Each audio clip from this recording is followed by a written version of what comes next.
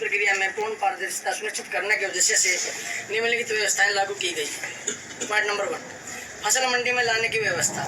किसान अपनी फसल को ट्रैक्टर ट्रॉली के अतिरिक्त अन्य पारंपरिक साधनों जैसे बैलगाड़ी आदि के माध्यम से भी मंडी में ला सकते हैं। यदि ट्रैक्टर ट्रॉली पर नंबर प्लेट उपलब्ध नहीं है तो किसान ट्रैक्टर पर पेंट द्वारा ट्रैक्टर का नंबर लिखकर अथवा कागज पर स्टिकर पर पंजीकरण संख्या अंकित कर मंडी में फसल ला सकता है और बेच सकता है। पॉइंट नंबर 2, गेट पास काटने की सुविधा। किसानों को गेट पास काटने के लिए प्रतीक्षा न करनी पड़े, इसलिए हरियाणा कौशल रोजगार निगम के माध्यम से कच्चे कर्मचारियों की तैनाती की गई है। इस व्यवस्था के अंतर्गत किसान 24 घंटे अपनी फसल विक्रय हेतु मंडी में ला सकते हैं।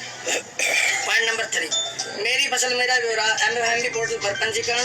मेरी फसल मेरी ब्यौरा पोर्टल पर पंजीकरण किसान स्वयं भूमि का मालिक अथवा वह व्यक्ति जो भूमि को पट्टे पर लेकर खेती कर रहा हो, तीनों में से कोई भी कर सकता है।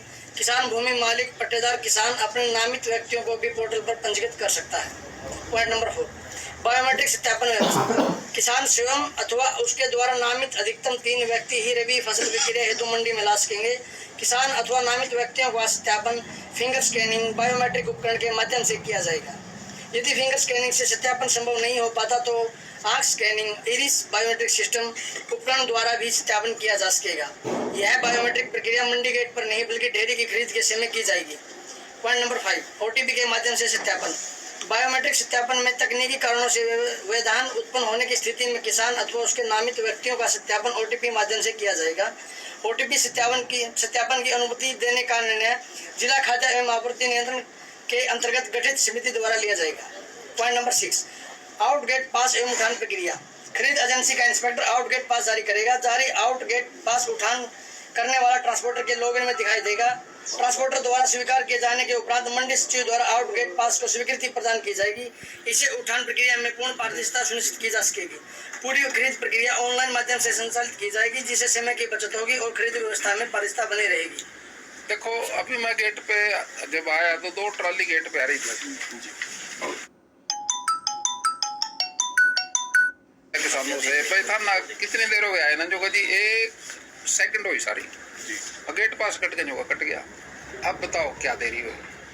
मतलब 1 मिनट में भी नहीं लगी, दोनों की ट्रालियों का गेट पास कट गया। अगला काम जब जिस आड़ती पे जा रहे हो वहाँ साफ होगा तो वहाँ खड़े खड़े सारा काम ये जो कर्मचारी है पूरा कर देंगे। किसान को तो कोई दिक्कत ही नहीं। किसान ने तो सिर्फ पोर्टल पे अपने 3 नाम देने, आड़ती का देते अपने का क्या दिक्कत है? मंडी में है वो और सारे काम में बैठ देगा सारा वो, या किसी रिश्तेदार हो, कोई ड्राइवर हो, कोई एक्सपर्ट हो जिसको समझते हो मंडी में सारा भाई यो काम देखा उसका दे दो। यानी कि कोई दिक्कत नहीं है। ट्राली मंडी में आओ, ट्रैक्टर का नंबर हो ना हो कोई दिक्कत नहीं, 24 घंटे आओ, टाइम का रोड़ा नहीं है, कोई दिक्कत नहीं किसी किस्म की। ये तो अब अपनाया था। देखो एक बात बता रहा, आड़तियों के तो हम पक्ष में आड़ती शुरू से आए, लेकिन सारे पैसे सारे खाते मारे जब शुरू हुए रोड़ा तो जल्दी पड़ा था। तो फिर जब कई महीने के बाद समझ आई यार तो काम ठीक था, मारे पैसे मारे खाते में आ गए, तो तारे खाते में पैसे आना गलत है? ठीक है पहला रोड़ा पारे दे। अब वही बात फिर आई है, अब समझ में आएगी बाद में। जिस काम को आप कर रहे हो उसी में डर जाते हो, वो समझ अभी यू ही अच्छा, लेकिन सरकार सारे अच्छे के लिए सोच रही है। खाद है, खाद सारी दुनिया ले रहा थी। आधार कार्ड तो 140 करोड़ लोग ले रहे हैं। हमने कहा नहीं भाई, खाद तो खेत के लिए है।